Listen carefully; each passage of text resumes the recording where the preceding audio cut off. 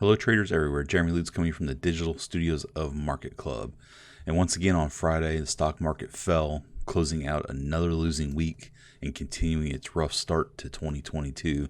And again, the Nasdaq was hit the hardest, with Friday's sell-off sending the index to its worst week since March of 2020. And as the headline says, nothing good happens below the 200-day moving average, and we'll see what I'm talking about here in a second. But we're going to start a little different this week on the Nasdaq chart. We're going to have it on the 2-year setting right now so we can look at 2 years worth of data. And as you can see, we did get a red monthly trade triangle this week at 14,181.69, with the Nasdaq closing at 13,768.92, down 7.6% on the week. But I have 3 moving averages on here. We're actually going to turn off the 50-day and the 20-day that I have, and we'll turn back on the 200-day, and you can see what I'm talking about with the 200-day moving average. Back in March of 2020, you can see that the Nasdaq broke below the 200-day moving average right here around March 6th or so. As you can see here on the chart, we broke back below that level again on the 13th of this level, and it's continued down. As you can see, there's quite a bit of pain as Nasdaq traded down to a low of 6,631.42 before it started to make that climb higher. So reasonably, we could see a little bit more of a downfall, not quite at the bottom of the fall yet, according to the 200-day moving average. We'll take a look at a couple other. We'll look at the S&P 500 compared to the 200-day and the Dow Jones compared to the 200-day. But we'll change this back to a weekly chart, and we'll go back to 1 year here, and we'll change back to our traditional candles. As you can see, we had that loss right there, about 7.6% on the week. Key level to watch moving forward for the Nasdaq will be 15,852.14. A move above that level would issue a green weekly trade triangle, indicating a move back to a sidelines position for the Nasdaq. Back out of here real quick, get back to our portfolio, and we'll start with the S&P 500.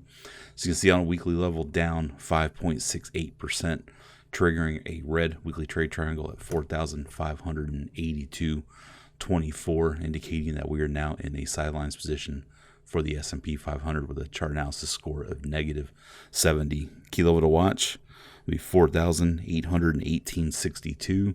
A move above that level would issue a green weekly trade triangle, indicating a move back to a long position.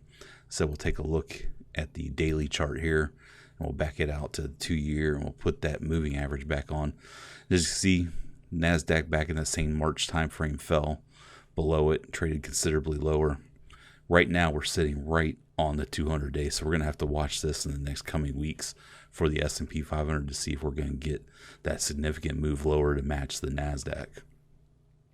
Back out of here, changes back to a weekly chart. We'll take a look at the US dollar. Currently on the week, up about 0.5%, trading at 95.64 with a chart analysis score plus 55, indicating that overall we're in a sidelines position for the US dollar. Key level to watch would be 96.33. A move above that level would issue a green weekly trade triangle, indicating a move back to a long position for the US dollar. Move to the dollar. Dow Jones got a new red weekly trade triangle at 35,639.91, pushing the chart analysis score to -70, indicating that we are now in a sidelines position for the Dow Jones. Closed trading at 34,265.37.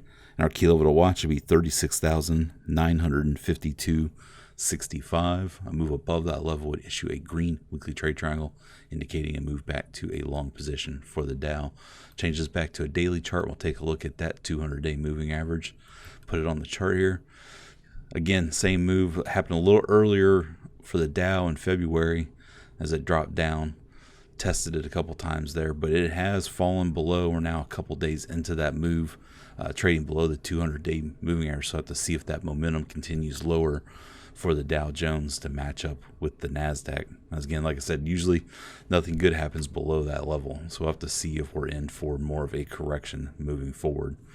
Change this back. Turn this off. Take a look At the Nasdaq, we did crude oil continuing to move higher, trading at 84.77. Did have a bit of a sell-off today, but finished up the week 1.36%, with the chart analysis score plus 85, indicating that overall we're in a long-term uptrend for crude oil. Key level to watch should be 85.69. Above that level will give us a green daily trade triangle, indicating we're back into a long-term uptrend in the short-term time frame.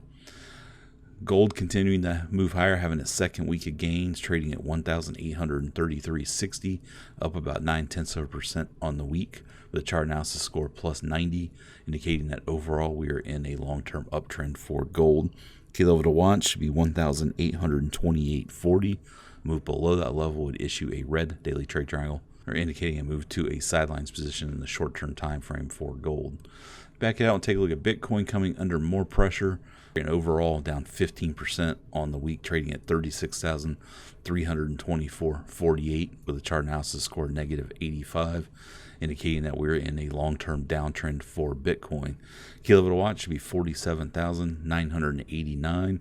Move above that level would give us a green weekly trade triangle, indicating a move back to a sidelines position for Bitcoin.